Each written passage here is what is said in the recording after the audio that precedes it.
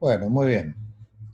La clase pasada estuvimos viendo eh, interacciones de partículas relativistas con materia. Terminamos con ese tema, vimos varias de las interacciones que nos faltaban ver. Empezamos con algunas como aniquilación, colisión, digamos, de choque inelástico, mejor dicho, entre protones y antiprotones. Vimos que eso genera piones en primera instancia y después partículas más pesadas. Vimos cómo era la sección eficaz para esa interacción. Vimos secciones eficaces para otras interacciones con protones, como por ejemplo las de los neutrones. Vimos que a energías altas son muy similares esas secciones eficaces a la de protón-protón, y vimos que el tratamiento para la radiación que se produce a partir de colisiones de neutrones con protones es similar al que habíamos ya analizado en el caso de protones con protones. Vimos también interacciones de piones con protones y de piones entre sí. Vimos la pérdida de energía que puede sufrir un protón o una partícula cargada en general al moverse a través de un medio y ionizarlo. Vimos que cuando una partícula cargada se mueve va arrancando electrones que están ligados a los átomos y los va transformando en electrones libres, y ese proceso es un proceso que, como todo proceso, requiere energía. Esa energía sale de la energía cinética de la partícula cargada que se mueve en el gas que está siendo ionizado, y por lo tanto representa una pérdida de energía para esa partícula, energía que después no va a estar disponible para otras posibles interacciones que produzcan radiación. Entonces, en muchos contextos a veces es necesario tener en cuenta las pérdidas por ionización de nuestras partículas, a fin de no sobreestimar la cantidad de radiación que estas pueden producir. También vimos que hay una contracara de ese proceso, que es la propia reionización del medio o ionización del medio. A medida que se van arrancando electrones libres, electrones ligados, perdón, cada vez el medio va a estar más ionizado, y ese proceso de ionización, estuvimos charlando un poquito en la clase pasada, ha sido muy importante en el comienzo de la actual fase de expansión de nuestro universo, ya que en tiempos inmediatamente posteriores a la eh, primera recombinación de electrones con los núcleos, el universo se transformó completamente oscuro y dominado esencialmente por hidrógeno neutro, por hidrógeno e helio primordiales neutros. Sin embargo, unos 500, 600 millones de años después de la recombinación, el universo de nuevo estuvo ionizado. De nuevo tenemos fuentes, de nuevo tenemos plasma en el medio intergaláctico y en el medio interestelar. Entonces tiene que haber ocurrido algún proceso que reionizar el universo, y ese es un tema mayor de investigación actual en cosmología, ¿no? Hay distintas hipótesis sobre cómo se reionizó el universo, pero vimos que en general hay una coincidencia en que debe haber sido un proceso jerárquico que empezó con las primeras estrellas, estrellas de población 3, que por medio de su radiación ultravioleta, radiación que producían porque eran estrellas muy masivas y muy calientes, tenían temperaturas del orden de 100.000 grados, entonces los fotones ultravioletas pueden ionizar el hidrógeno alrededor de las estrellas, ya que la energía necesaria para producir una ionización de un electrón que está en estado fundamental es apenas de 13,6 electronvolts, ¿no? Entonces un fotón ultravioleta es suficiente para hacerlo. Y eso hizo que muy probablemente en el universo temprano las primeras estrellas estuviesen rodeadas de una burbuja de ionización, ¿sí? Eh, que tendría un radio igual al radio, digamos, de alcance, de camino libre medio de esos fotones de las estrellas en el medio circundante.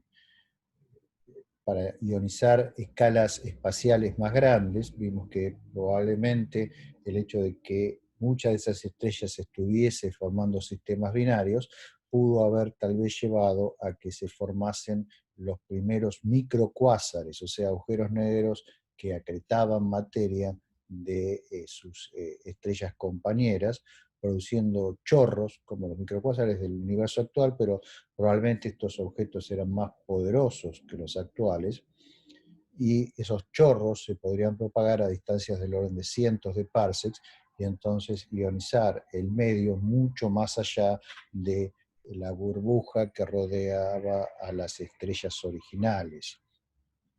A medida que las estrellas después se fueron agrupando en cúmulos y después en protogalaxias, se fueron formando agujeros negros cada vez más masivos, y con el tiempo se formaron los primeros cuásares. Esos primeros cuásares también tuvieron jets, pero aún más poderosos que los de los primeros microcuásares, y pudieron ionizar el medio ya a escalas del orden del megaparsec. Y después, con la formación de los clústeres, de los primeros clústeres de galaxias, de los primeros cúmulos de galaxias, tenemos que se completa la tarea de reionización, probablemente a redshift del orden de 10. ¿Sí?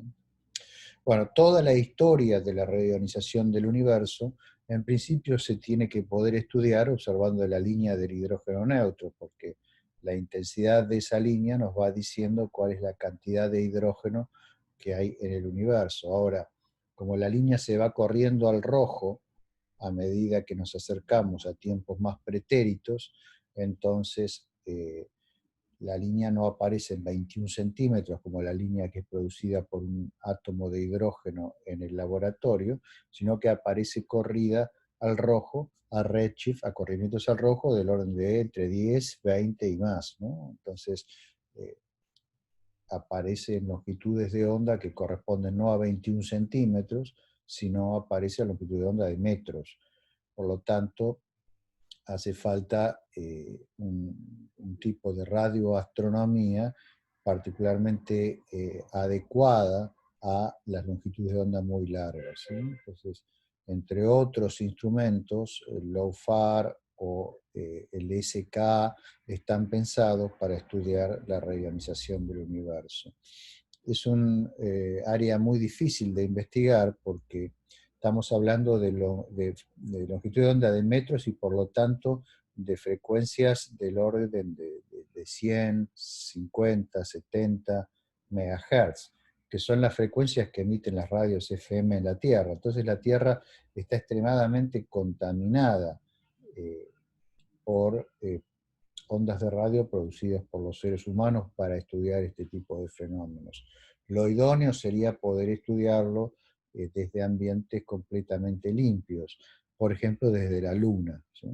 En la Luna no hay interferencia, porque por ahora, por suerte, no hay radios de FM, eh, y el tipo de antena que es necesario para detectar esas longitudes de onda no es particularmente sofisticado. No estamos hablando ya de gigantescos discos como los que se usan para frecuencias centimétricas y milimétricas, sino que por ahí estamos hablando de dispositivos más sencillos, más comparables a las antenas que uno despliega cuando despliega una radio, un receptor de radio de buena calidad, ¿no es cierto? Entonces ese tipo de sistemas son menos, no son muy pesados, y poner un laboratorio robótico en la Luna que estudie la línea de 21 centímetros no parece un propósito demasiado disparatado ni tampoco particularmente difícil desde el punto de vista tecnológico. Es un área muy interesante para estudiar en los próximos 10, 15 años, ¿no? Un radio observatorio en la Luna que sea robótico y que permita el estudio de la línea de hidrógeno neutro a distintos corrimientos al rojo. Bueno, después la clase pasada también estudiamos algunas interacciones de leptones con materia. En particular estudiamos lo que se llama Bremsstrahlung relativista. El Bremsstrahlung es radiación de frenado, es la radiación que se produce cuando un electrón relativista es dispersado por el campo electrostático de un núcleo. En ese caso, la dispersión produce una aceleración, ¿no es cierto?, del electrón, y el electrón acelerado emite un fotón que, debido a ser relativista al electrón, el fotón va a caer en el rango de los rayos gamma. Entonces es un mecanismo que puede disipar bastante energía de la población de electrones relativistas si estamos ante un medio que es particularmente denso, como puede ser, por ejemplo, la shell de un remanente supernova o la irradiación por parte de electrones localmente acelerados en un remanente supernova sobre una nube molecular. Vimos cómo calcular la radiación, que la sección eficaz es conocida en forma exacta porque se puede calcular por electrodinámica cuántica, como todos estos procesos que son esencialmente electromagnéticos. Entonces vimos cómo son las secciones eficaces y el método para calcular la emisividad es similar a los que hemos estado estudiando, por ejemplo, cuando investigamos la dispersión Compton inversa.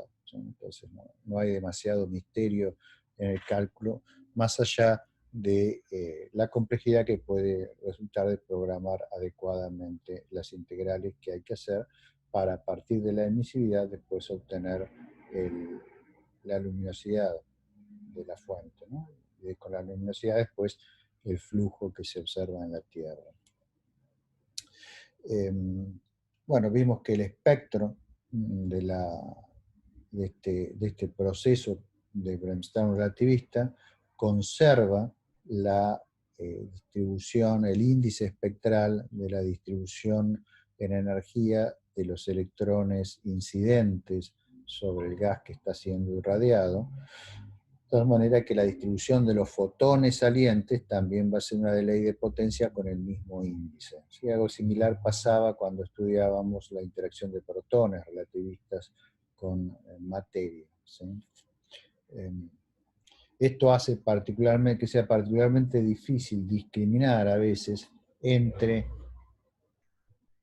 radiación gamma que proviene de Bremsstrahlung relativista producido por electrones, de radiación gamma que viene del decaimiento de piones neutros producido por interacciones de protones, porque ambos se manifiestan cuando tenemos medios muy densos y las características espectrales, si las partículas, tanto electrones como protones, tienen distribuciones espectrales similares, las características espectrales de la radiación van a ser también similares. ¿Cuáles pueden ser los discriminantes? Bueno, los protones en general tienen una energía máxima que es mayor que la de los electrones y entonces, por tanto, el cutoff, el final del espectro en rayos gamma producidos por interacciones hadrónicas tiende a ser más alto que el de Bremsstrahlung relativista. Y por otro lado, el Bremsstrahlung relativista, al ser producido por electrones, generalmente viene acompañado por emisión en radio, que es parasitaria, que es emisión sincrotrón, ya que en las fuentes siempre va a haber campos magnéticos porque las partículas relativistas tienen que haber sido aceleradas en un medio que tenga una cierta magnetización, ¿no?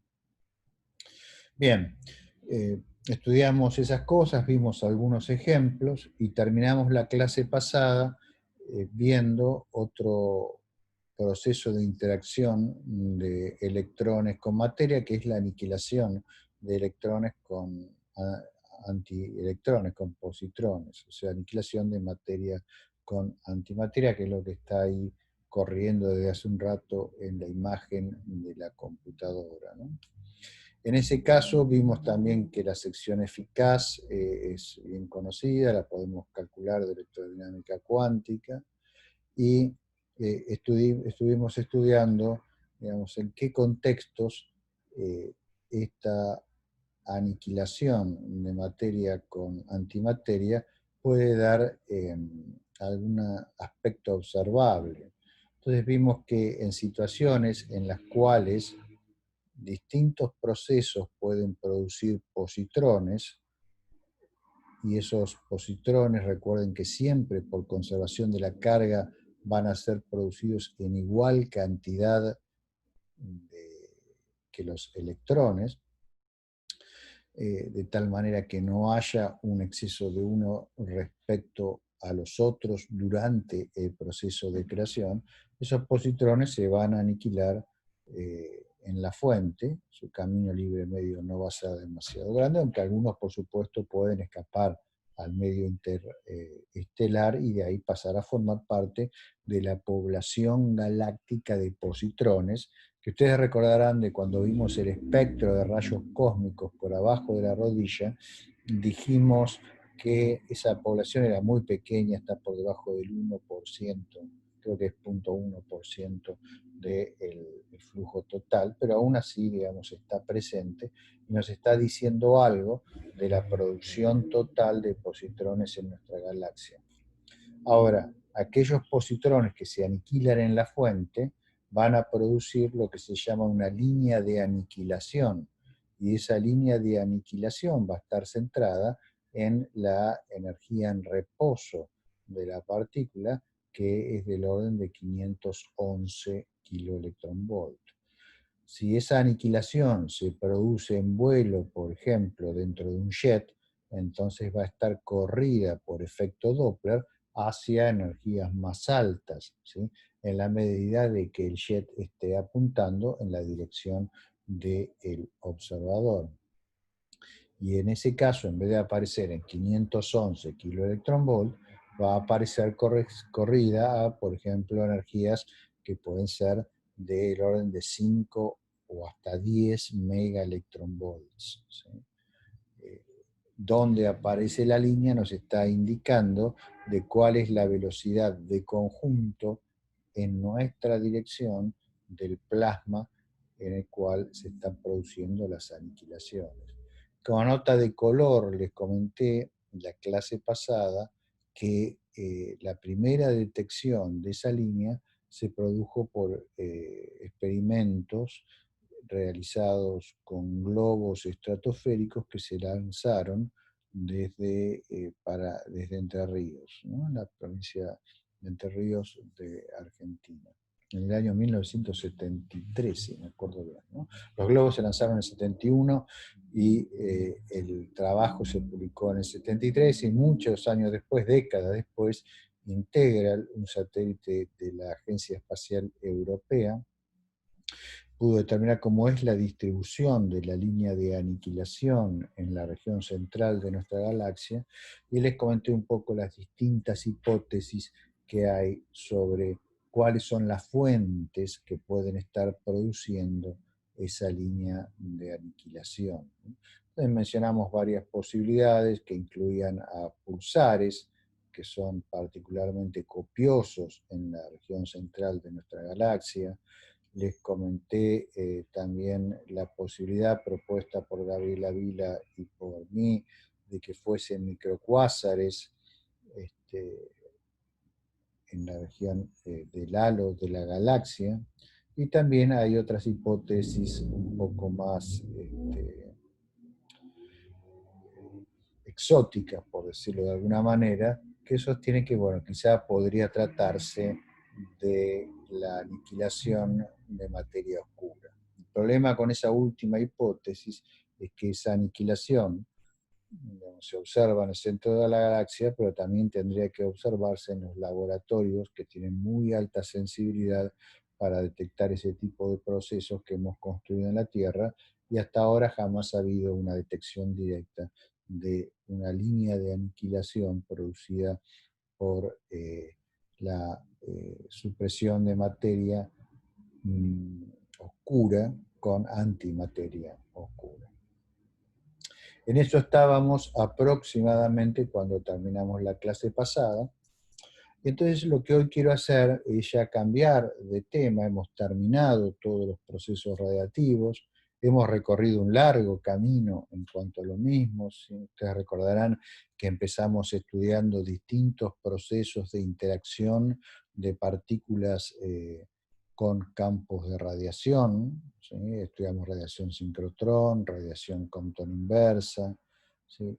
Radiación de interacción de protones o núcleos con fotones, y luego pasamos a investigar eh, interacciones de partículas relativistas con campos de materia. Aquí yo estoy usando la palabra materia no en el sentido filosófico, sino en el sentido que lo usamos los físicos. Como ustedes saben, los físicos somos muy mal hablados, usamos palabras en forma completamente polisémica, o sea, con muchos significados y con mucha carga de vaguedad.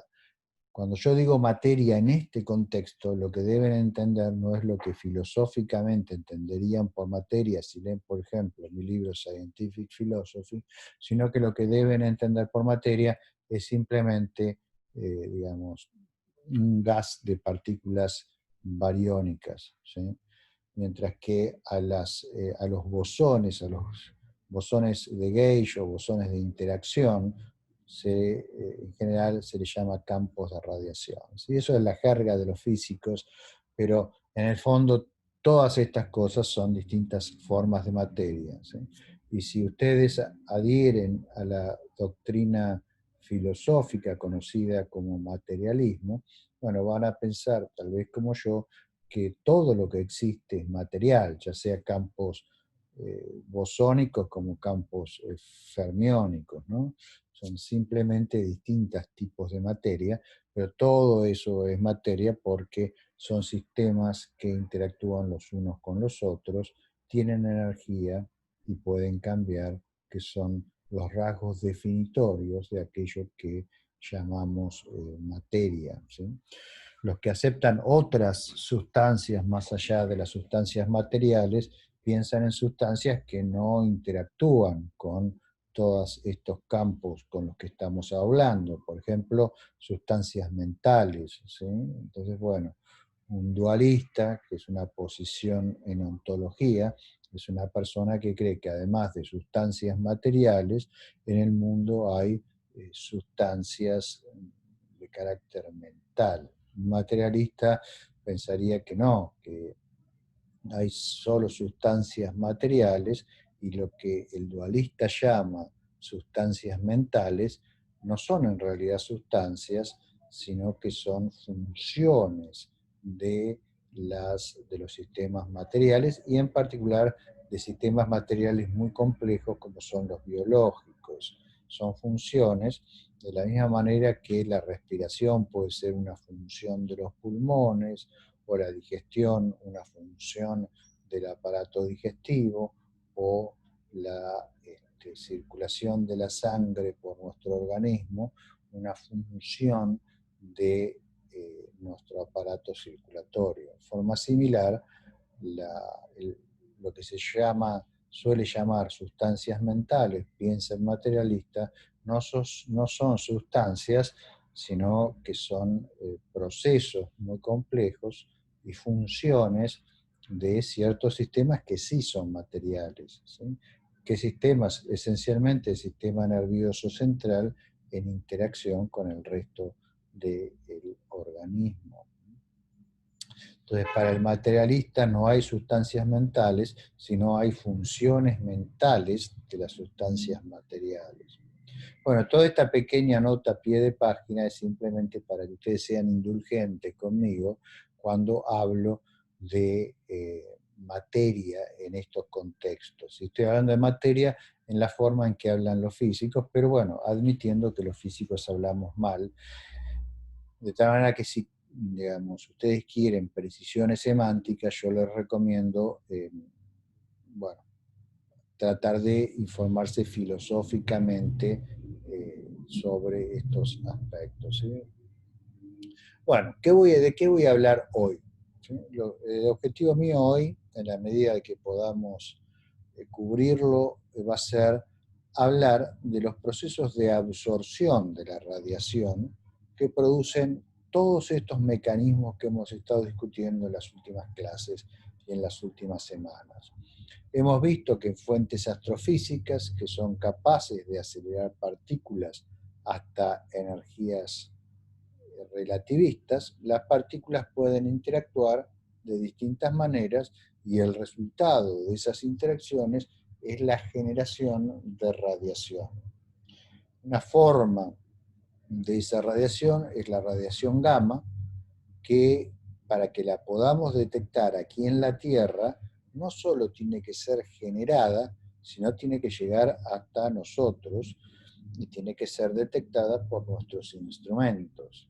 Entonces, lo que quiero discutir ahora son los mecanismos que pueden absorber esa radiación luego de que fue producida. La pueden absorber en la propia fuente donde se produjo antes de que escape de la fuente, o la pueden absorber en su trayecto desde la fuente hasta nosotros, ¿sí? Entonces, si queremos entender cómo son las fuentes, tenemos que saber cómo remover esa absorción de, de los flujos que somos capaces de detectar en la Tierra o en las inmediaciones de la Tierra con nuestros vehículos espaciales, ¿sí? Así que a eso va la clase de hoy, ¿sí? Entonces, si me permiten, voy a empezar como siempre con algunos conceptos bastante básicos. A ver si esto funciona.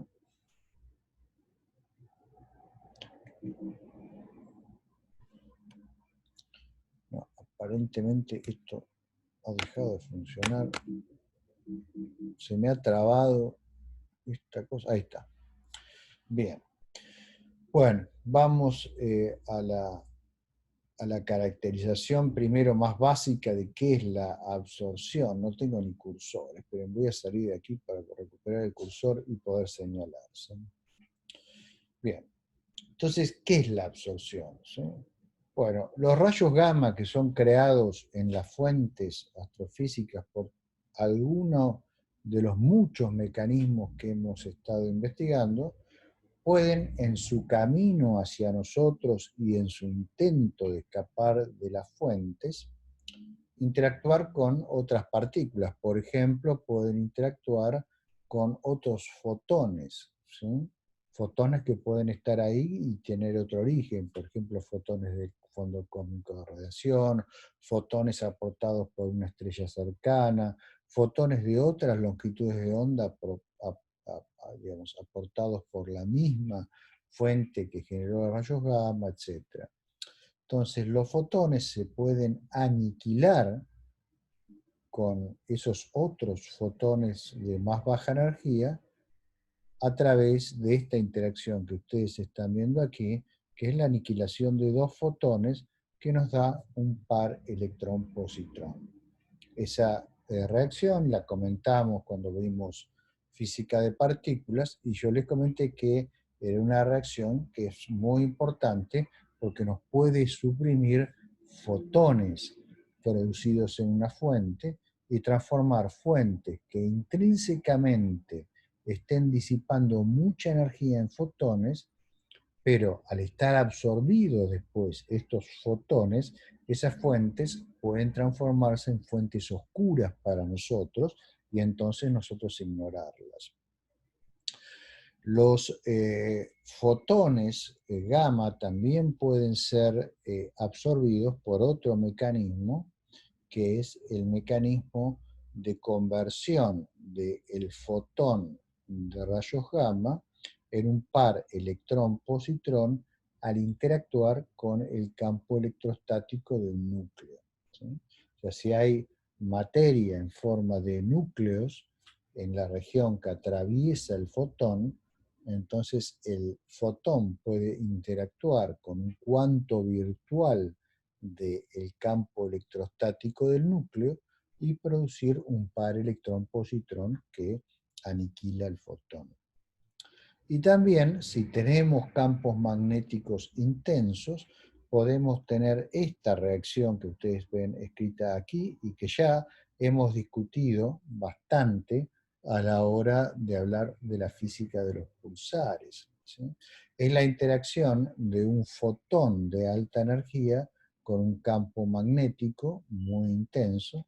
Entonces el fotón se aniquila con un fotón virtual de ese campo magnético, de nuevo, produciendo un par electrón-positrón. Recordemos que ese es el mecanismo detrás del cual se producen los vientos de los púlsares a partir de este proceso que hemos descrito ya un par de veces, que es el de formación de cascadas electromagnéticas en el polar cap que hay en la región del gap electrostático alrededor de la dirección de salida del momento dipolar magnético en el polo magnético de un púlsar. Después, una vez más, voy a volver a este proceso. Y aquí en estos otros dos gráficos que les estoy mostrando, les estoy ilustrando los otros dos procesos que hice mención. Primero, la aniquilación de dos fotones, ¿sí?, que terminan produciendo un par electrón-positrón. Es una reacción electromagnética. Y lo que están viendo aquí es el diagrama de Feynman para esa reacción, ¿sí? Finalmente, en este otro gráfico que está aquí en el medio, lo que tenemos es un fotón incidente en las inmediaciones de un núcleo donde queda expuesto al campo electrostático del núcleo, y en ese campo produce de nuevo un par electrón-positrón con el resultado de la aniquilación del fotón. Fíjense que en realidad esto no es la transformación de un único fotón en dos partículas, sino que el fotón se aniquila con un fotón virtual asociado a el campo electrostático del núcleo. Muy bien. Veamos ahora algunos conceptos muy básicos que nos sirven para caracterizar cuantitativamente este proceso de absorción de radiación por distintos medios que se interponen entre la fuente de la radiación y nosotros. El primero es, digamos, la forma en que se comporta una cierta intensidad de la radiación, que originalmente en su producción puede llamarse I0, I de intensidad, y I0 en el sentido de que todavía no está modificada por absorción, de rayos gamma que tiene una cierta distribución en la energía, ¿no? Y supongamos que esa radiación se inyecta en un medio que tiene una cierta densidad, ¿sí? Esa densidad es N. Entonces, luego de atravesar una cierta distancia, la intensidad original de la radiación, I0, va a decaer en un factor que va a ser un E, el exponencial, elevado a la menos tau, donde ese tau es la opacidad del medio a la propagación de los rayos gamma. Opacidad, o también a veces llamada profundidad óptica. O sea, esa profundidad óptica, y esto ya lo he mencionado en el pasado, no es otra cosa que el producto de la sección eficaz de la interacción del fotón con el medio,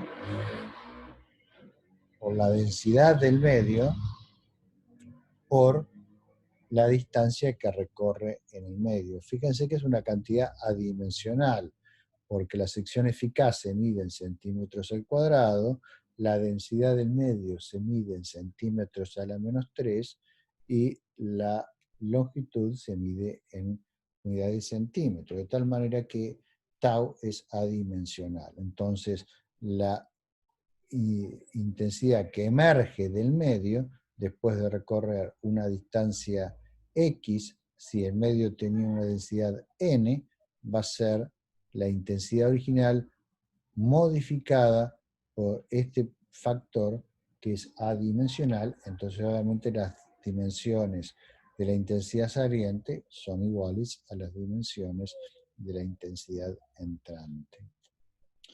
Bien, obviamente, a mayor densidad, mayor absorción. A mayor, digamos, extensión del medio que debe ser recorrida, mayor absorción va a haber, ¿sí? ¿Por qué? Porque mayor va a ser la opacidad y por lo tanto esta modulación va a ser más catastrófica, ¿sí? De hecho, puede ser que esta modulación sea tal que este número, ¿sí?, tienda a cero, y si este número tiende a cero, entonces directamente toda la radiación va a ser absorbida. Bien, en general la opacidad va a ser una integral, ¿sí? Esto simplemente aquí para hacer esta expresión sencilla supuse que la densidad es constante en el medio. Y por eso multipliqué por la longitud del medio. Pero puede ser que varíe de punto a punto, entonces simplemente tengo que integrar la distribución con la longitud de la densidad sobre la distancia recorrida. Bien, otro concepto importante es el de el camino libre medio de un fotón en un determinado medio. Si el medio tiene densidad uniforme, de nuevo, ese camino libre medio que se mide en centímetros, o sea, es la distancia que recorre el fotón en el medio, en promedio, antes de experimentar una interacción, ¿no? Esa distancia, esa longitud, ese camino libre medio, no es otra cosa que 1 sobre la sección eficaz por la densidad del medio. Sección eficaz tiene unidades de centímetro cuadrado, medio de centímetro a la -3, obviamente como esto está a la -1, la longitud del camino libre medio va a tener unidades de centímetro, ¿sí? Y en lo que se refiere a la probabilidad de que un fotón que es inyectado sea absorbido luego de haber atravesado una cierta distancia L, va a ser simplemente 1, porque las probabilidades están normalizadas a 1, menos E a la menos L, que es la longitud que va a recorrer nuestro fotón en el medio, sobre el camino libre medio. Si tenemos que L va a ser más grande que el camino libre medio, entonces esto cada vez va a ser un número que va a disminuir la probabilidad de que el fotón sea absorbido. Va a aumentar, perdón, la probabilidad de que el fotón sea absorbido. Por otro lado, si L es muy chiquito, esto, digamos, se va a cero y entonces acá me queda una probabilidad cero de que el fotón sea absorbido, ¿sí? Se entiende, ¿verdad? Lo que estoy diciendo son conceptos bien sencillos. ¿Se entiende, no? Sí. Bien. Igual podemos clarificarlos un poquito más con gráficos. Aquí les preparé algunos gráficos para que lo vean.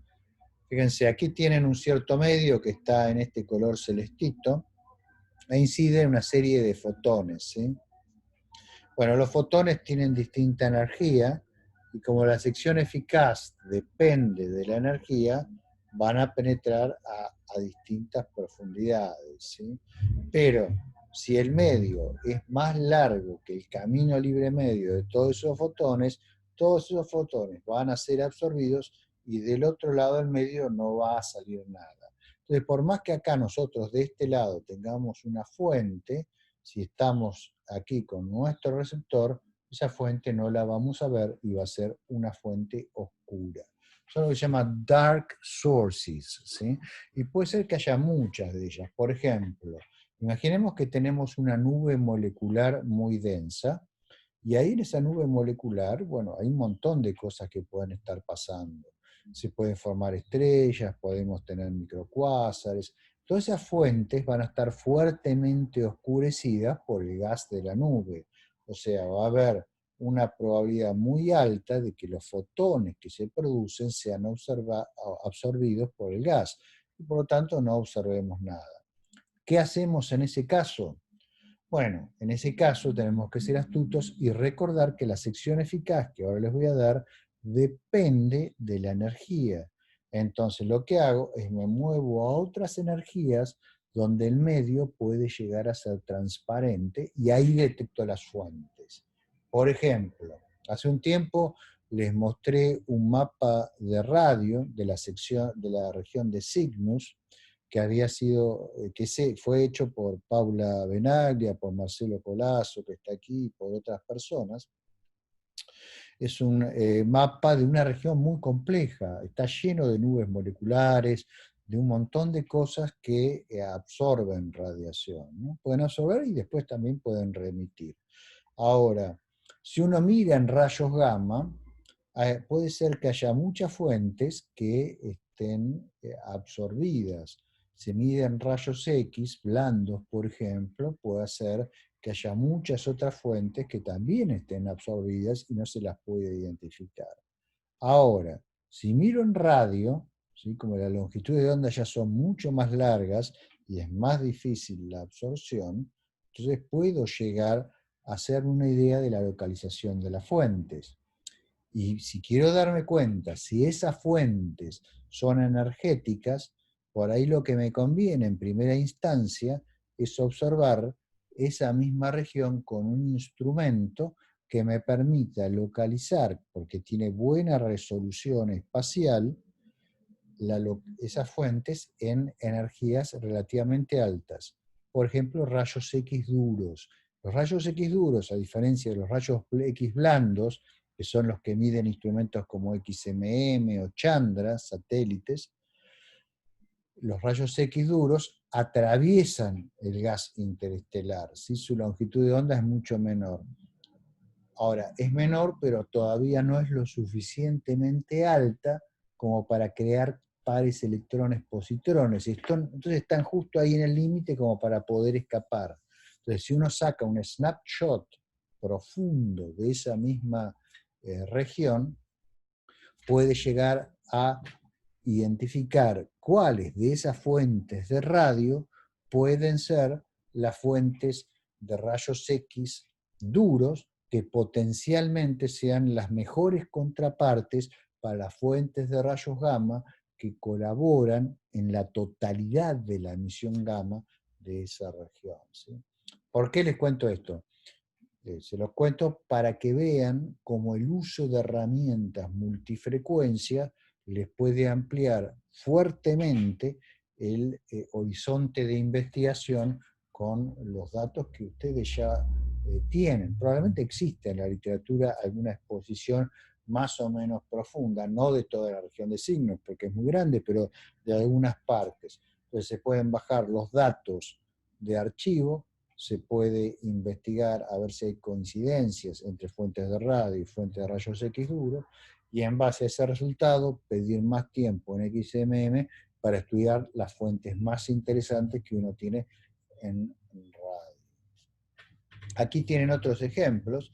Fíjense, acá tienen un montón de fotones de rayos X y gamma que inciden en una región del espacio que tiene un cierto espesor, una densidad, un cierto número atómico, y el resultado es que va a haber una atenuación, ¿sí? Una absorción, y lo que va a salir es mucho menos de lo que entró, ¿sí?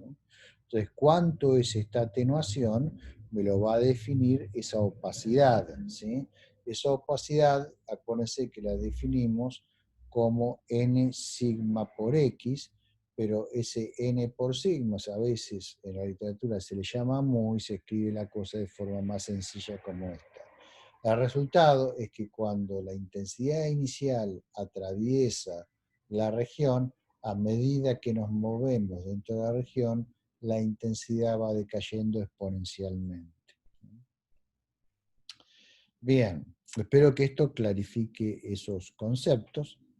Si quiero calcular ahora cómo es esta opacidad para fuentes concretas, ¿qué es lo que tengo que saber? Obviamente voy a tener que saber n.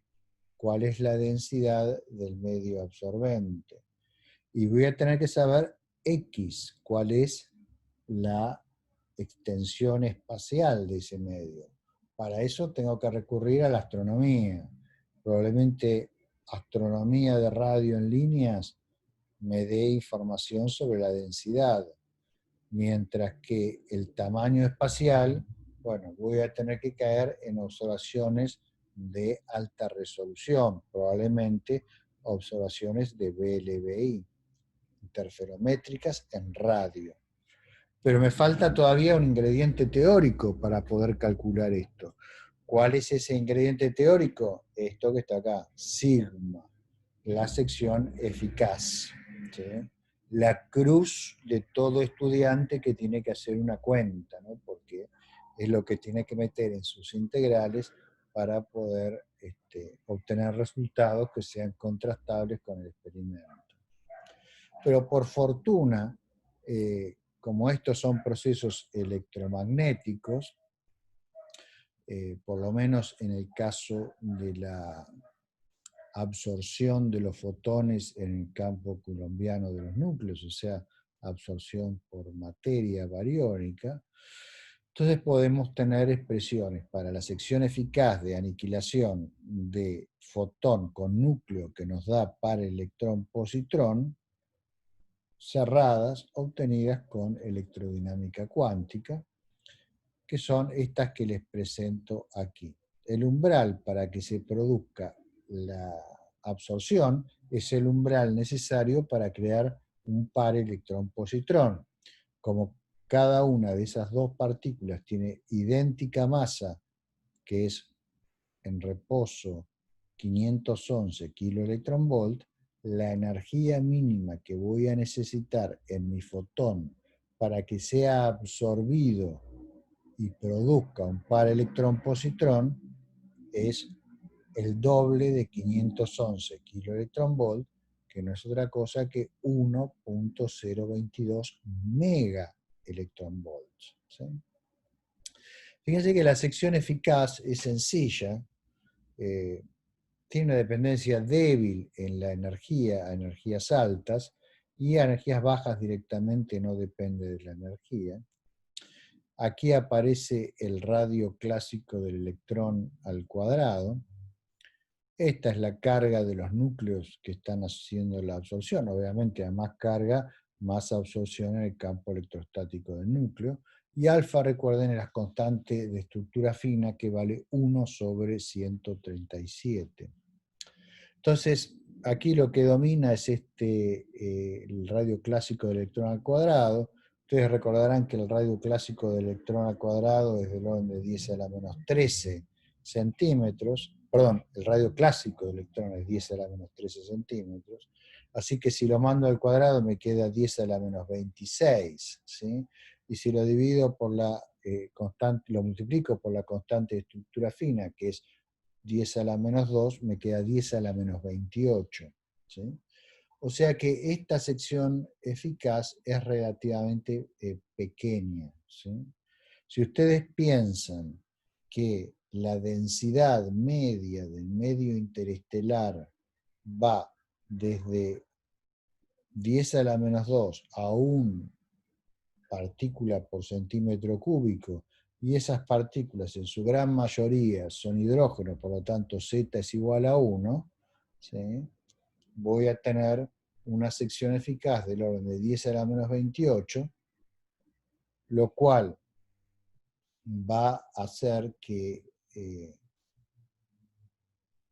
el tamaño de la galaxia no sea suficiente para absorber fotones de rayos gamma.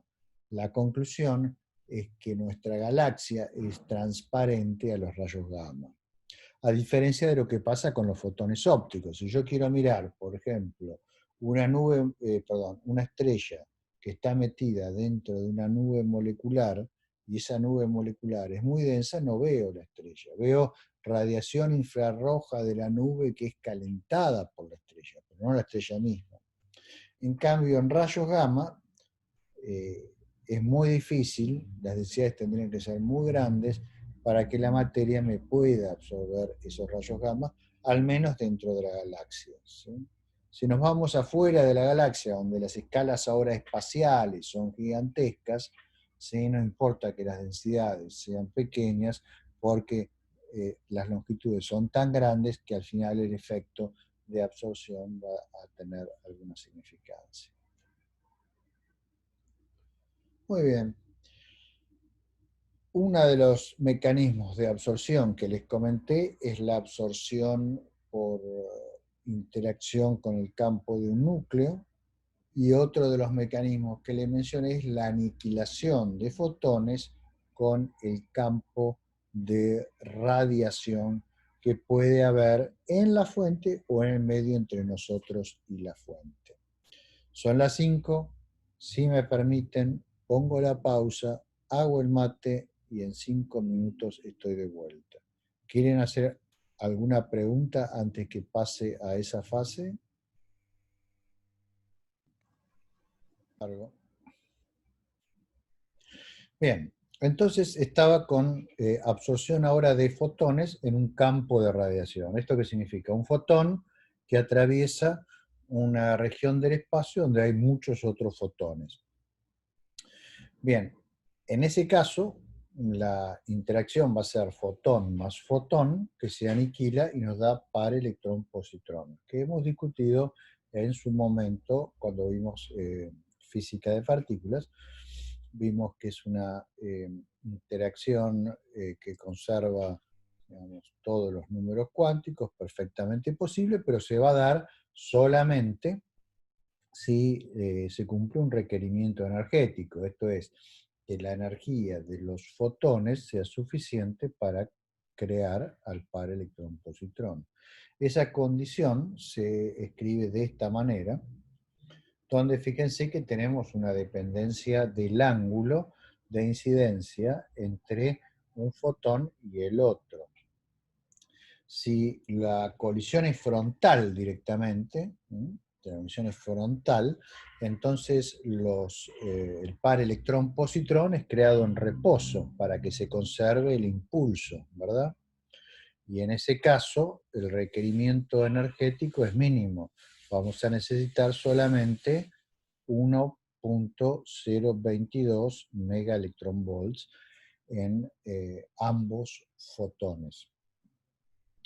En caso de que el ángulo sea diferente, los fotones, para que digamos, los electrones que van a ser producidos y los positrones que van a ser producidos, para que se conserve el momento cinético, el momento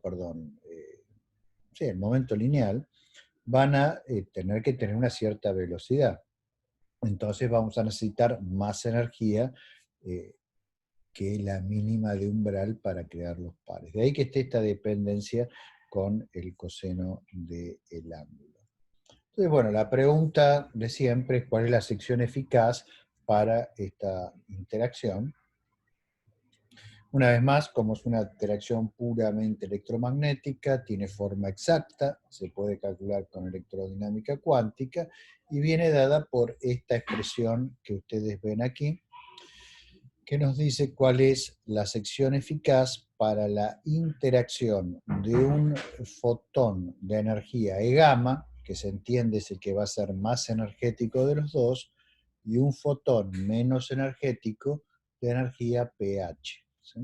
Entonces la sección, que como es electromagnética, siempre va a aparecer acá adelante la sección eficaz de Thomson, después esencialmente va a depender de la energía, de la energía de los fotones, que está expresada a través de este factor beta que aparece aquí, y ese factor beta no es otra cosa que el cociente de estas dos cantidades que ustedes tienen en nuestra condición energética.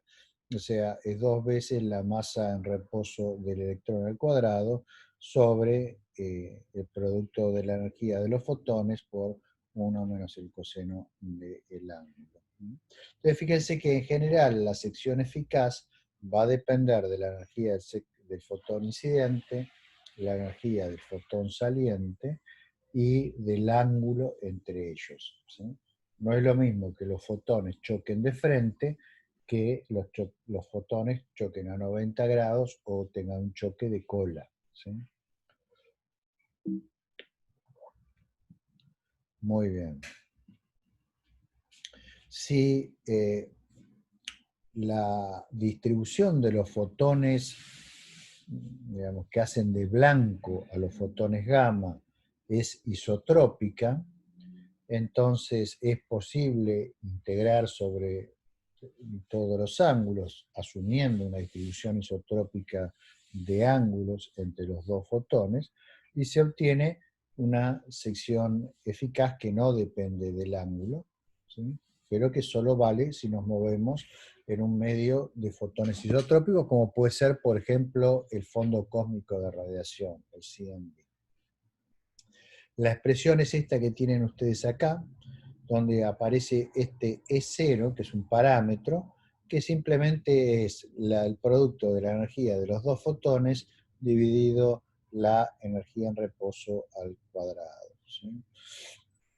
Entonces, fíjense que esta sección eficaz tiende a la sección eficaz de Thomson cuando esto es del orden de 1, o sea, cuando estamos en el umbral, y a energías más altas, o sea, cuando este S0 tiende a infinito, esto se empieza a parecer cada vez más a la sección eficaz de interacción Compton inversa, ¿sí?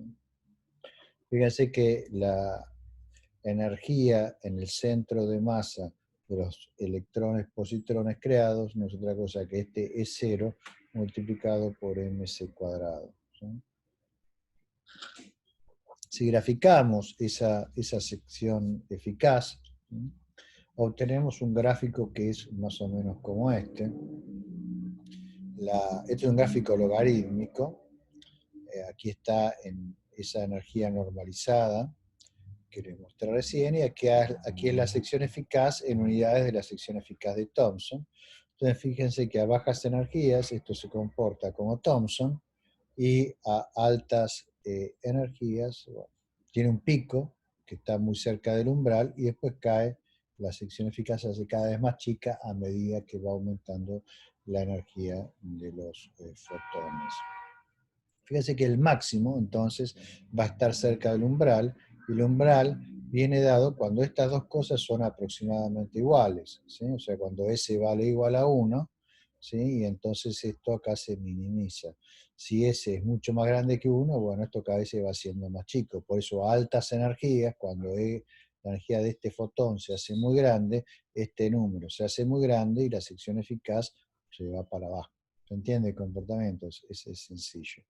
Ahora, es importante, porque esto les sirve a ustedes para hacer cuentas mentales, ¿no?, cuando están haciendo las cosas, tener en cuenta que esta sección eficaz se maximiza cuando esto está cerca del umbral, y entonces, por lo tanto, se pueden dar cuenta muy fácilmente de qué campo de fotones es el mejor absorbente para qué campo de rayos gamma, para qué inyección de rayos gamma.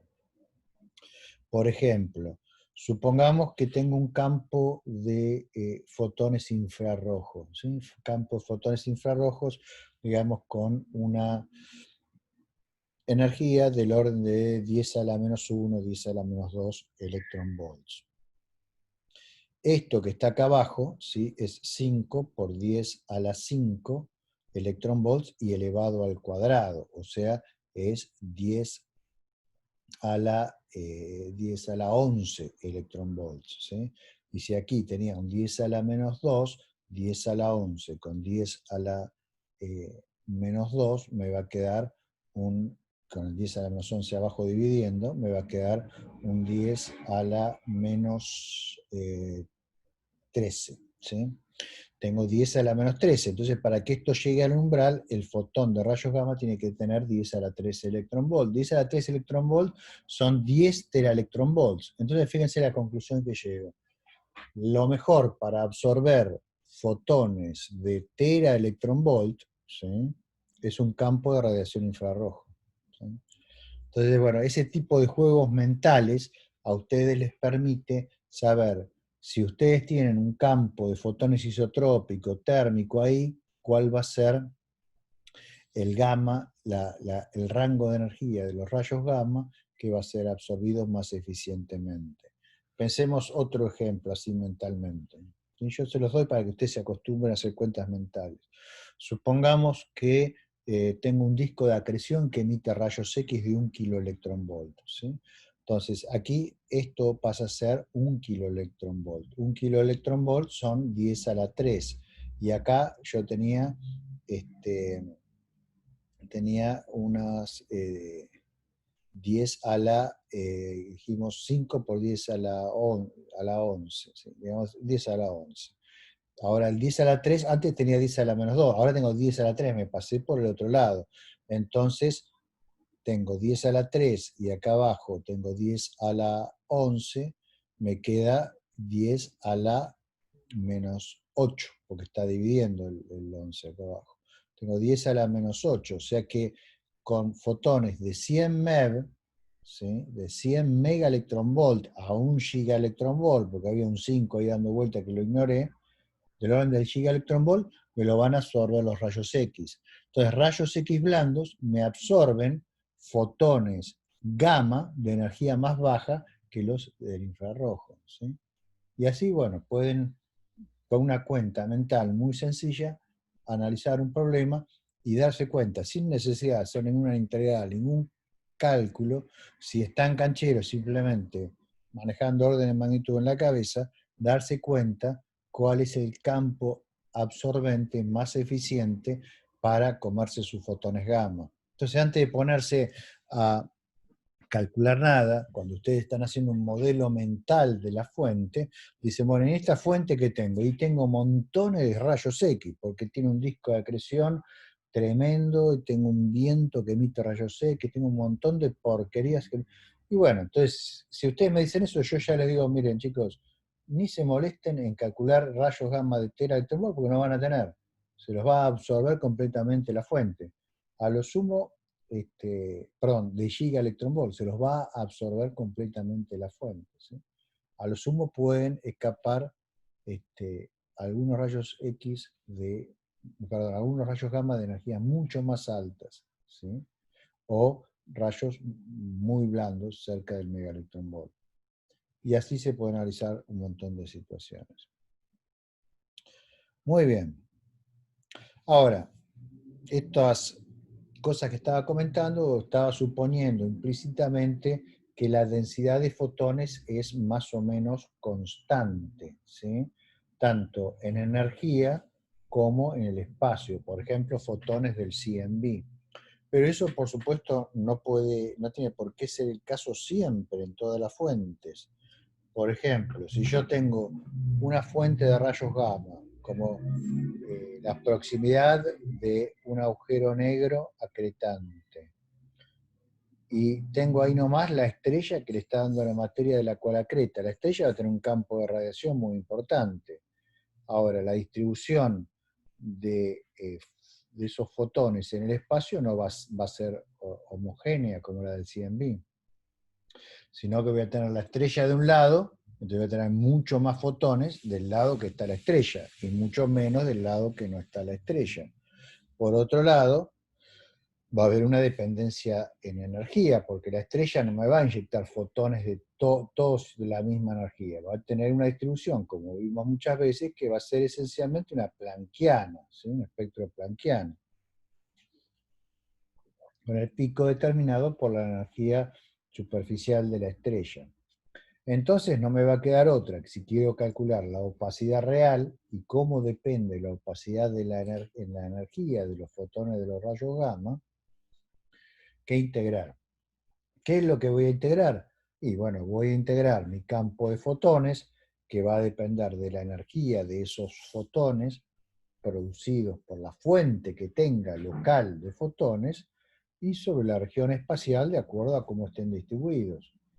La sección eficaz, que como ya vimos depende de la energía de gamma y de la energía de los fotones, y todo eso lo voy a integrar sobre la energía de todos los fotones absorbentes que me dé, en el ejemplo que di, la estrella o el objeto que sea, y sobre toda la región del espacio. Y eso me va a dar la opacidad a la propagación de los rayos gamma en función de la energía de los rayos gamma. O sea, me va a dar en forma exacta todo eso que yo estaba calculando mentalmente una transparencia atrás. ¿Sí?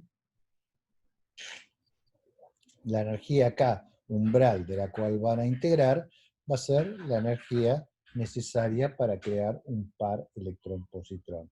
Y van a integrar hasta el infinito, porque van a tener leyes de potencia que para los términos superiores de la suma van a ser completamente despreciables.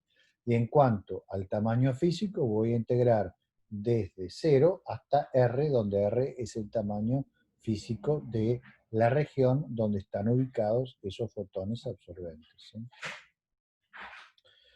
Bien, entonces, en nuestra galaxia, por ejemplo, hay muchas fuentes locales de radiación. Ustedes están en un remanente supernova, el propio remanente supernova produce radiación. Si están cerca de una estrella, la estrella produce mucho más radiación. Si están en una protoestrella, por ejemplo, el disco protoestelar va a producir radiación infrarroja, que como sabemos va a ser eficaz para absorber rayos gamma de altas energías. Si tenemos un disco de acreción, nos va a producir rayos X que va a absorber rayos gamma de energía menor, y así, etcétera, etcétera, etcétera. En cada caso particular, para poder hacer esa integral, tenemos que conocer cómo son los espectros de esas fuentes que producen radiación absorbente y tenemos que conocer cómo es la geometría, básicamente, para poder hacer esas integrales. La sección eficaz ya la conocemos desde la teoría de la electrodinámica cuántica y la que les di hace un momento. Con eso podemos calcular. ¿Y cómo queda cuando calculamos esas cosas? Bueno, nos queda algo así. Esto es un trabajo mío. Acá lo que están viendo es, aquí está la tau, la opacidad, ¿sí? Aquí tienen la energía de los fotones de rayos gamma que van a ser absorbidos, y aquí tienen longitud espacial. Esta longitud se mide como distancia a la estrella, y estos son rayos gamma generados cerca del agujero negro que está ubicado en el centro de un sistema binario del cual forma parte esa estrella. Entonces, ¿qué es lo que vemos? La estrella tiene una cierta temperatura, en este ejemplo una estrella O, esa estrella O va a emitir fotones en el óptico y en ultravioleta. Entonces, ¿qué me van a absorber? Tal como hicimos unas cuentas hoy mentalmente, nos va a absorber más que nada fotones gamma entre energías que estén más o menos entre el gigaelectronvolt y el teraelectronvolt, ¿sí? Y el teraelectronvolt. Después, energías más altas, de 100 teraelectronvolt para arriba, se van a escapar, y energías más bajas también. Y este efecto va a ser importante hasta distancias del orden de 10 a la 12 centímetros de la estrella. Después, como el campo de la estrella decae con el cuadrado de la distancia, esa capacidad de absorción también empieza a decaer y termina desapareciendo. Esto no es otra cosa que el resultado de la integral que les mostré en la transparencia anterior. Y esto es una ilustración de la situación general, donde ustedes tienen aquí el agujero negro, aquí se producen estos chorros de plasma, ¿sí? Aquí tienen la estrella, que está donando la materia que forma el disco de acreción alrededor del agujero negro, que ustedes ven aquí en este color más rojizo, y los rayos gamma se producen por acá. Entonces, supongamos que el ojo de ustedes está acá, bueno, el rayo gamma tiene que hacer así. Al hacer así, tiene que atravesar el campo de fotones que produce este disco de acreción y el campo de fotones que produce esta estrella. Ahora, si va para acá, el campo de fotones de la estrella va a ser mucho más importante, porque recuerden que la sección eficaz depende del ángulo. No es lo mismo que yo tenga un ángulo, digamos, que se acerca digamos, a un ángulo frontal, que un ángulo que se aleja de un ángulo frontal por los efectos que vimos antes. ¿Sí?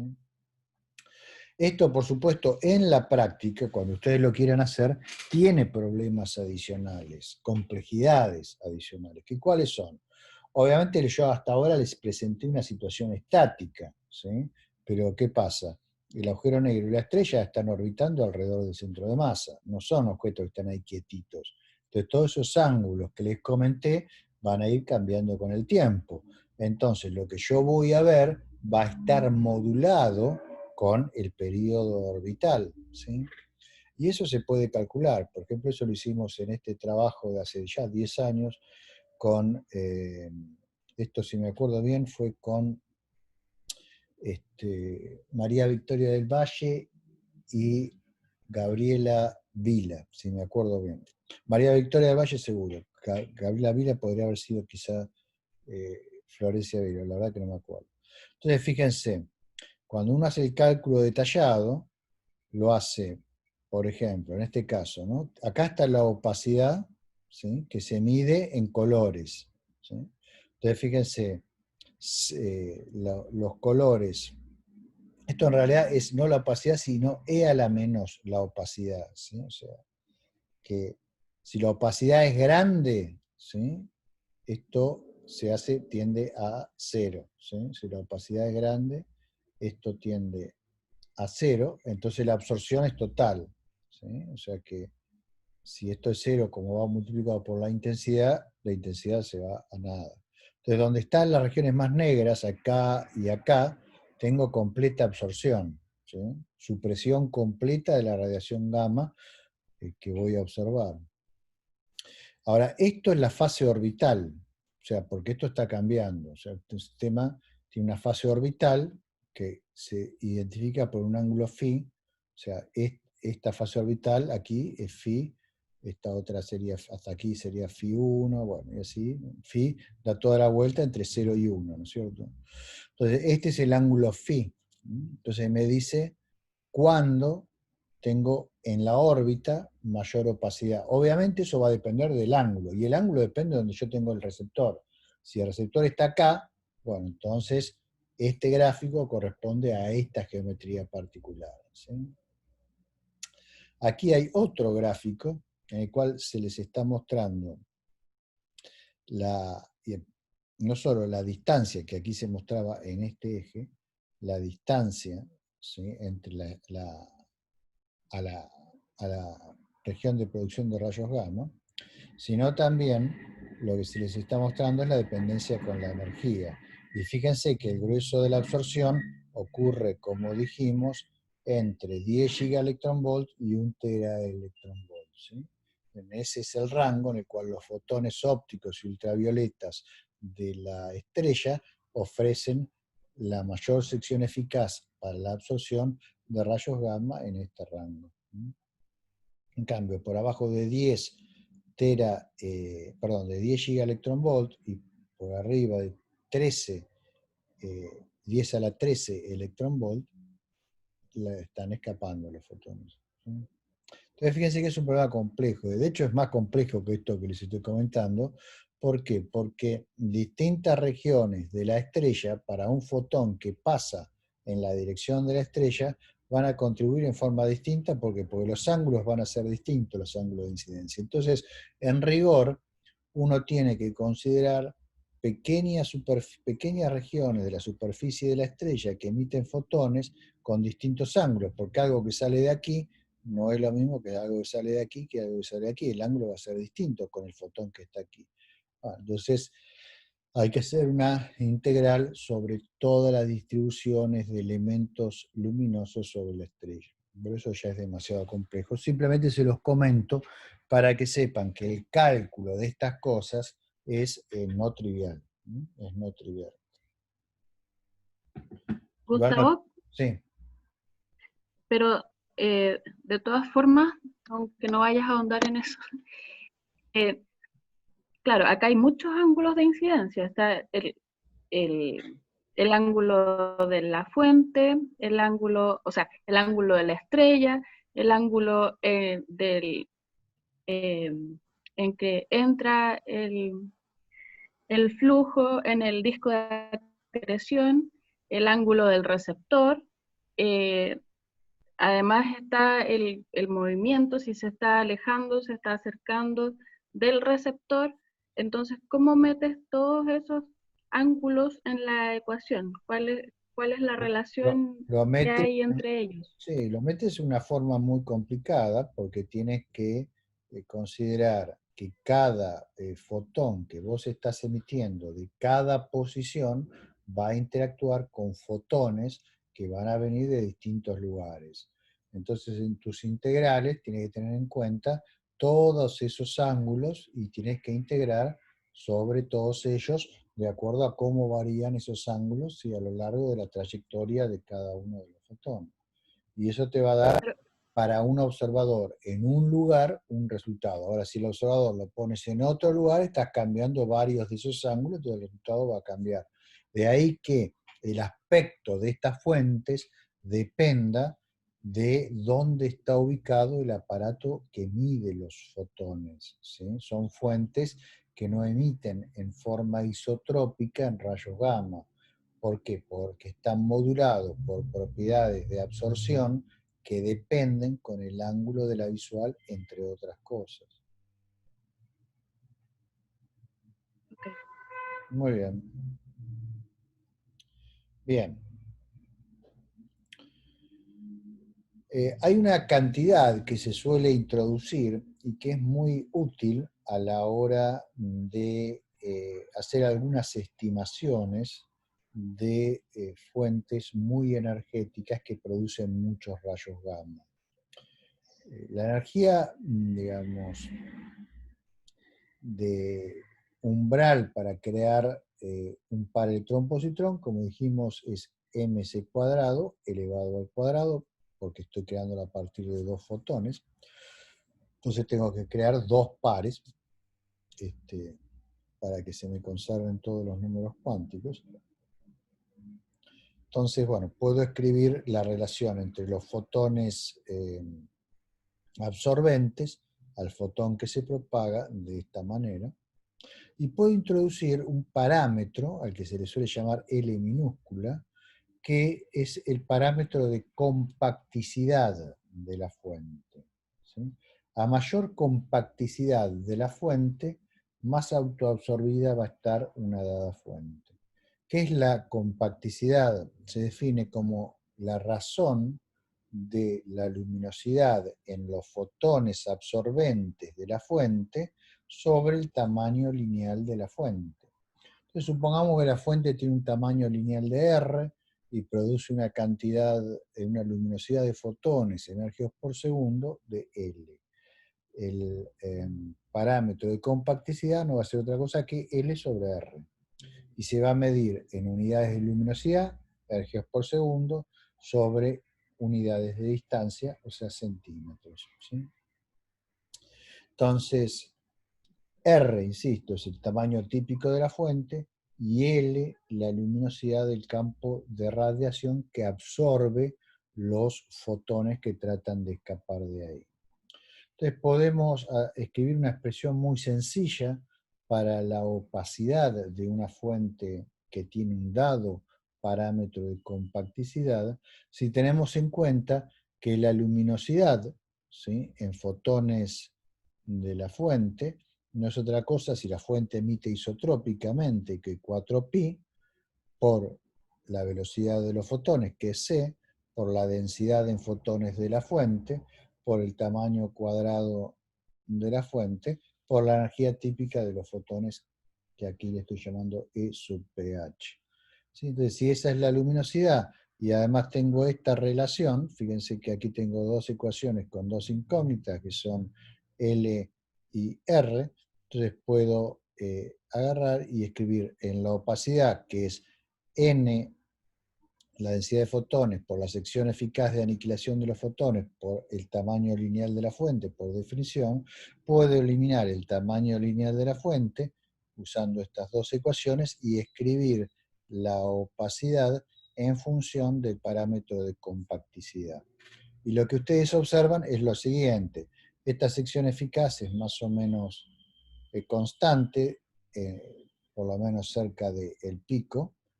Estas que están acá son constantes, entonces la opacidad va a ser lineal a la compacticidad. En otras palabras, una fuente más compacta, una fuente con una compacticidad más grande, ¿sí? O sea, una fuente más compacta va a ser una fuente con mayor autoabsorción o, si quieren, mayor profundidad óptica. ¿Por qué? Porque una fuente más compacta tiene un R más chico. Si R es más chico, L es más grande. Entonces, si L es más grande, la absorción es más grande. ¿Se entiende? Fuentes compactas, luminosas, tienden a ser autoabsorbidas. Veamos un ejemplo. He mencionado varias veces a los núcleos galácticos activos ya en este curso, ¿sí? Ustedes ya saben de forma más que suficiente que se trata de agujeros negros supermasivos que se están comiendo el gas central de una galaxia, tienen un disco de acreción y producen estos chorros de plasma. Bueno, luminosidades pueden llegar a 10 a la 48 ergios por segundo, ¿sí?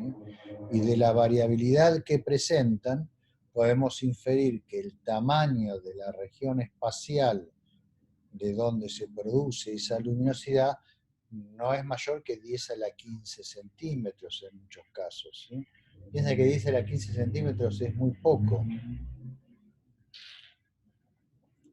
O sea, es del orden del tamaño del sistema solar, ¿sí? Y de ahí está saliendo una luminosidad que es millones de veces la luminosidad de nuestra galaxia. Realmente es notable. Entonces, si hacemos esto dividido esto, lo que obtenemos es la compacticidad que da del orden de 10 a la 33, ¿sí? Ergios por segundo por centímetro, ¿sí? Entonces, si consideramos que se producen fotones del orden del megaelectronvolt, ¿sí? Y que la sección eficaz para la absorción de esos fotones con ellos mismos, digamos, tiene una sección eficaz del orden que es la de Thomson sobre 2 por las fórmulas que dimos antes, entonces, digamos, cuando calculamos tau, ¿sí? Lo que nos da, de acuerdo a la fórmula que les acabo de dar con la compacticidad, que relaciona compacticidad con tau, nos da que tau es del orden de 100. Tau de 100 significa que la fuente está completamente absorbida, porque recuerden que la intensidad saliente va a ser la producida multiplicada por E a la menos tau. Entonces eso es multiplicado por E a la menos 100, que es un número recontra chiquitito que nos mata nuestra luminosidad. O sea que en principio una fuente así no la tendríamos que observar. Ahora, sin embargo, las observamos. Estos núcleos activos los hemos detectado en el rango de megaelectronvolts. De hecho, la clase pasada les hablé de los blásares del megaelectronvolt y les mostré con dónde está el pico y les di alguna interpretación de dónde sale ese pico. Entonces, ¿cómo se compatibiliza una cosa con la otra? Bueno, hay una suposición que evidentemente no tiene que valer.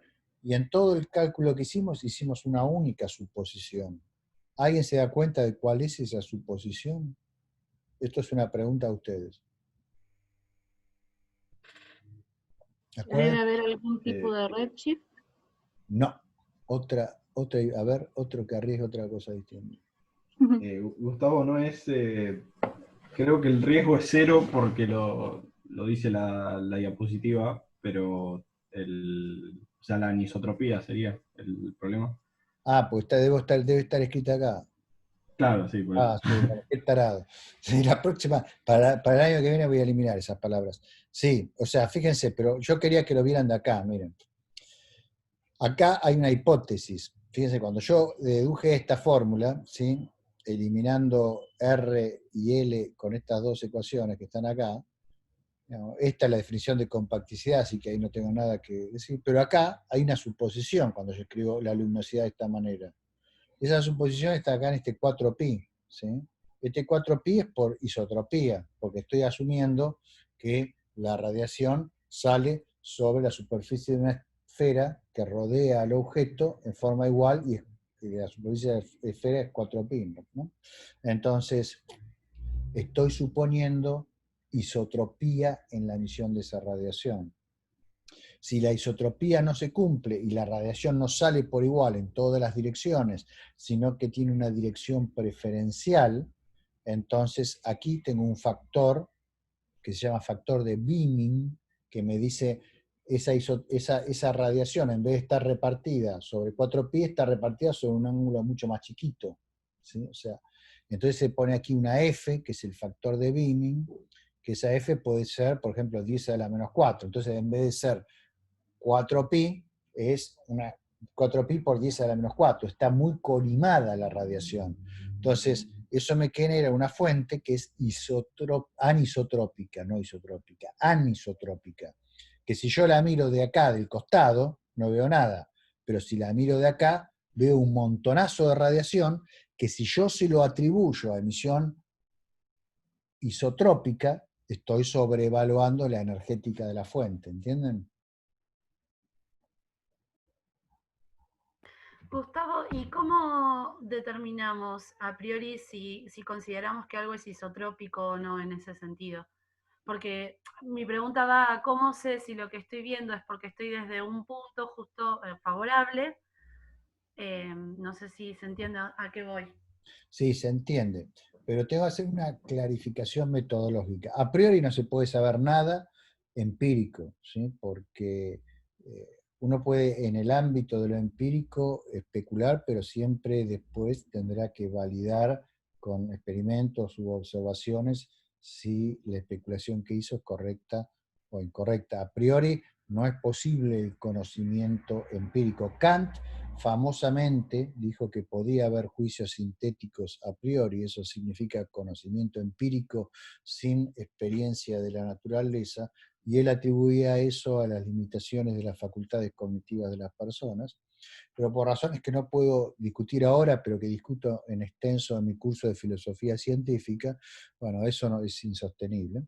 Y en general hay un consenso de que no hay juicios sintéticos a priori y no hay un conocimiento a priori.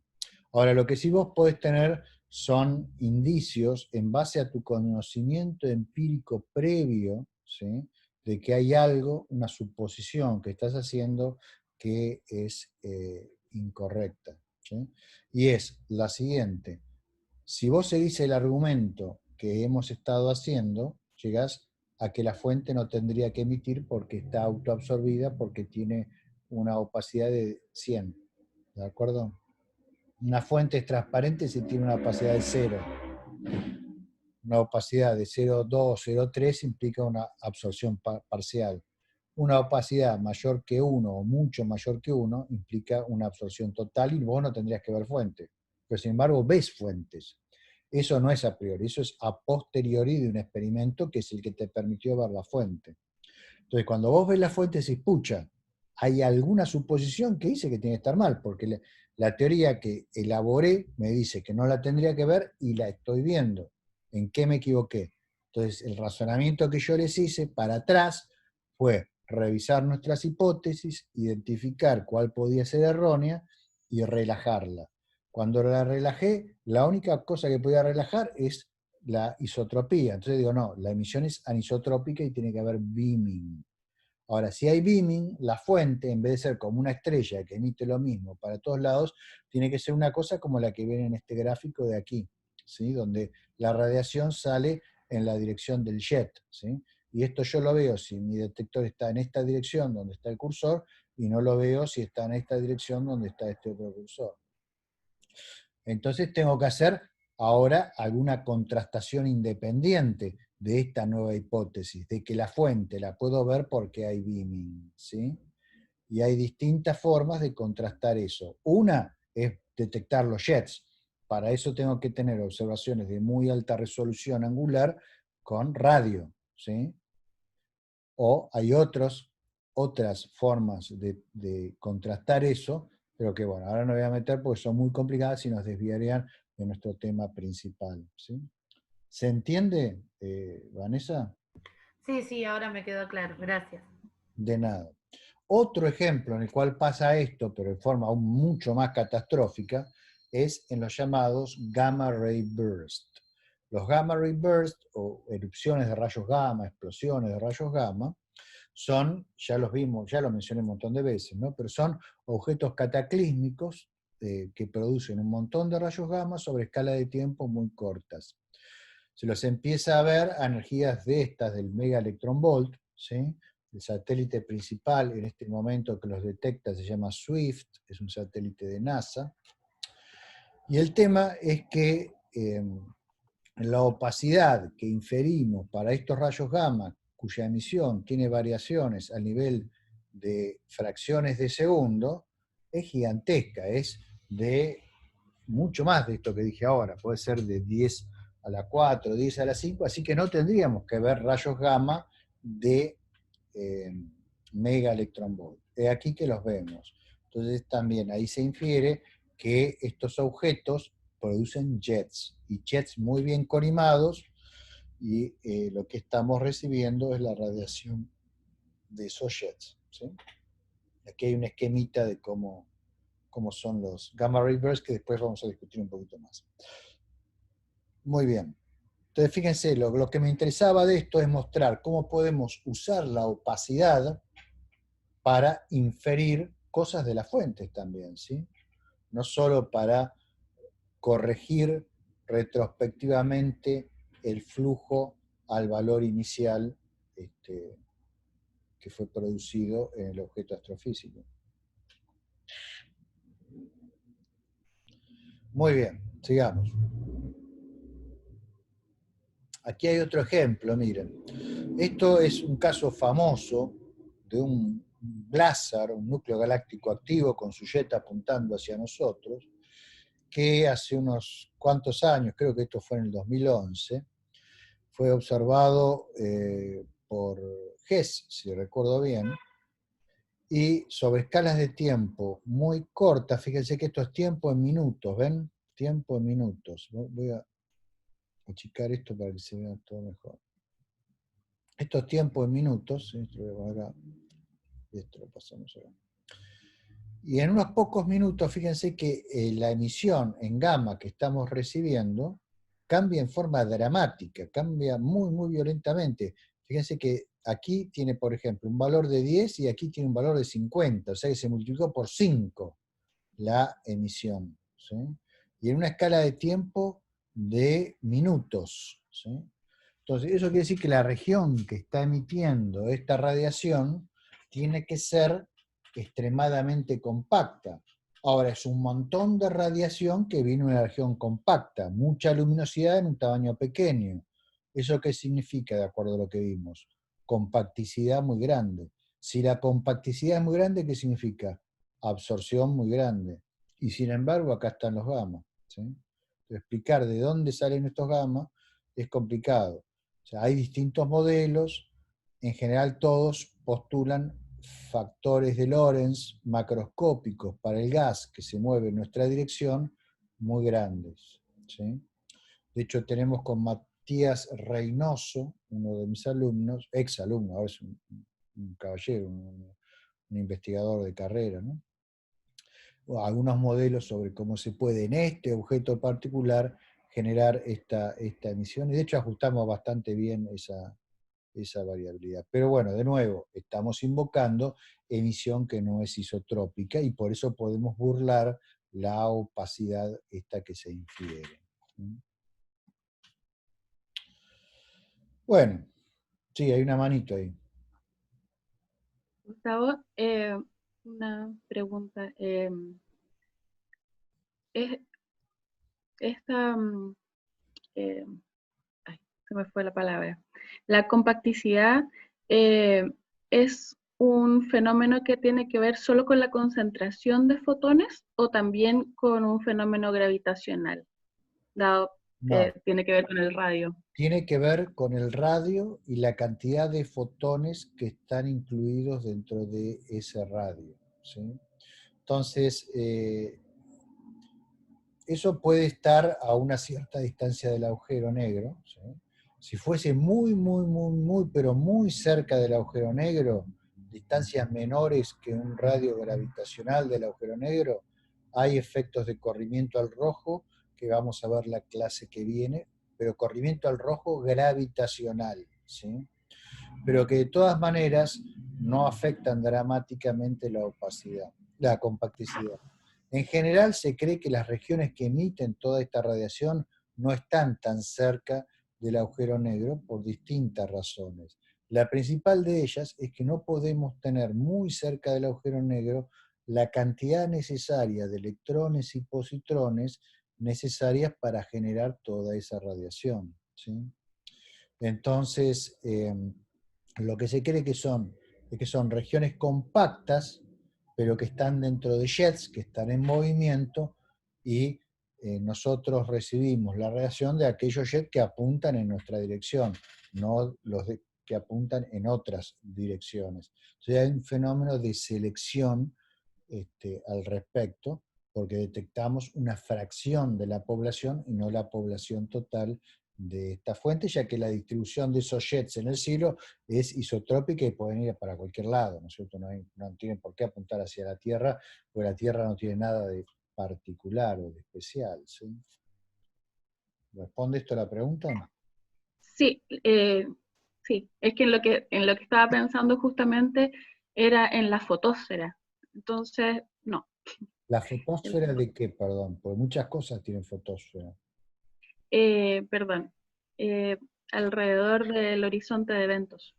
No, en la fotósfera, alrededor del horizonte de eventos, vos tenés fotones capturados en órbitas circulares alrededor de ese horizonte, pero eso no es luminosidad que llegue al observador, porque el fotón está orbitando alrededor del agujero negro. Y para que vos veas luminosidad y la puedas detectar desde la Tierra, el fotón no tiene que estar orbitando alrededor del agujero negro, tiene que escapar y llegar a vos, ¿entendés? Entonces la fotósfera por definición, es inobservable en el caso de un agujero negro, ¿sí?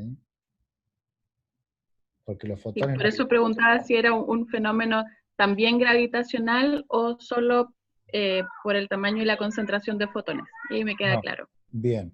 Y hay un comentario, ya que estamos, y con esto termino y dejo los temas que quedan para la clase que viene.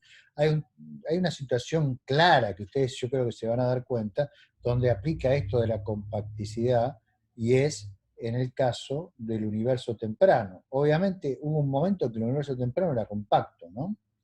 Entonces se producían un montón de fotones en el plasma primigenio, y este número L podía ser extremadamente grande. Eso llevó a que el sistema fuese opaco a su propia radiación, ¿sí?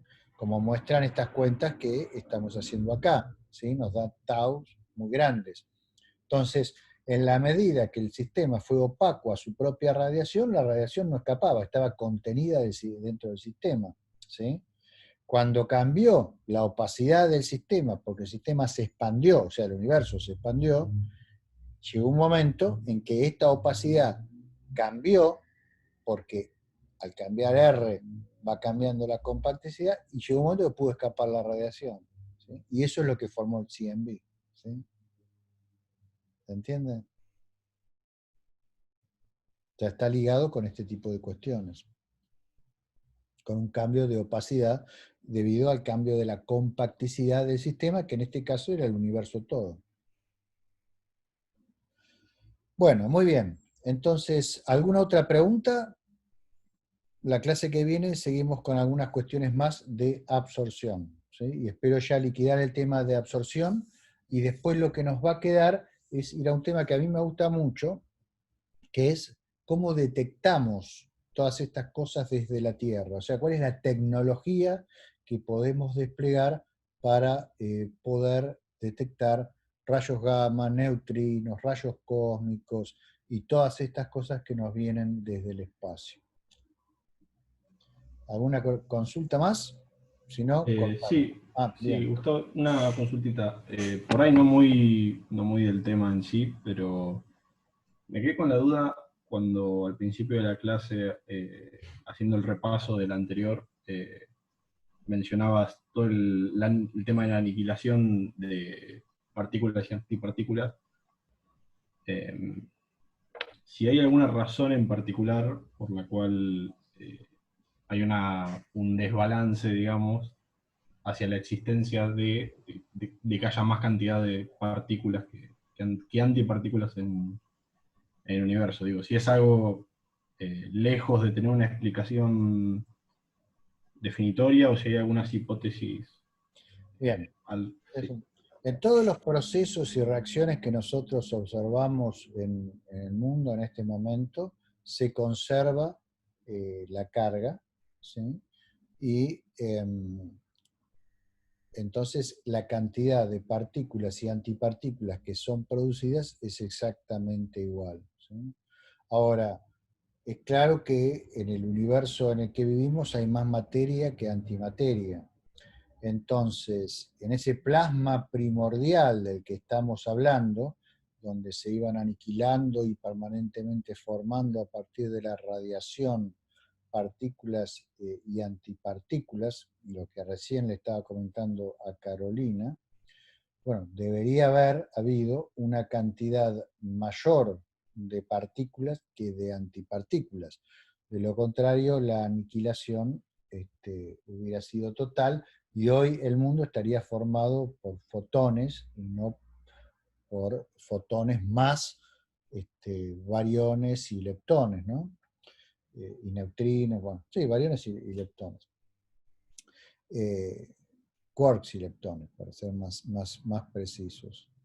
Ahora, ¿cuáles son los mecanismos que permitieron una violación a la conservación de la carga o a generalizaciones de la conservación de la carga en el universo muy temprano? No está claro, hay distintas hipótesis, ¿sí? Y digamos, el área de investigación de eso se llama bariogénesis, ¿no? ¿De dónde sale el exceso de materia respecto a antimateria en el plasma primordial, ¿sí? Obviamente implica introducir algunas modificaciones a las leyes de conservación tales como las conocemos, ¿sí? Pero es un tema abierto de discusión en el cual mejor no meternos en este curso, ¿sí? Para no hablar de cosas cuyas teorías, que presuponen teorías que nosotros no hemos discutido, ¿sí? Sí, perfecto. Gracias. Muy bien. ¿Listo? Gustavo, Sí. a mí no me termina de quedar claro.